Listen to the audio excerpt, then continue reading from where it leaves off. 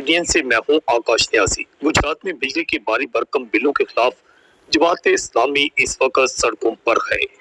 جماعت اسلامی کی جانب سے گجرات میں GTS چوک میں احتجاجی دھرنا دیا گیا، جس میں ڈاکٹر طارق سلیم نے خصوصی طور پر شرکت کی۔ ان کا کہنا تھا کہ حکمرانوں بیوروکریسی کے لیے مفت بجلی جبکہ غریب عوام پر بوجھ ڈال دیا گیا ہے۔ 26 جولائی کا دھرنا فیصلہ کن ہوگا۔ حکمرانوں کی عیاشیوں کے باعث غریب قوم پیس رہی ہے۔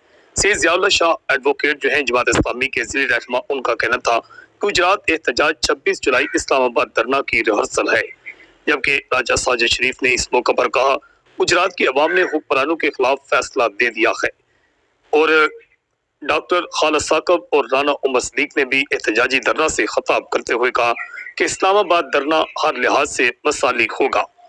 جماعت اسلامی گزشتہ 1.5-2 ہفتے سے گجرات کی سڑکوں پر ہے اور پورے پنجاب میں اس وقت احتجاجی جلسے کیے جا رہے ہیں، جبکہ اب 26 جولائی کو جماعت اسلامی کی مرکزی قیادت نے احتجاجی دھرنا دینے کا اعلان کیا ہے۔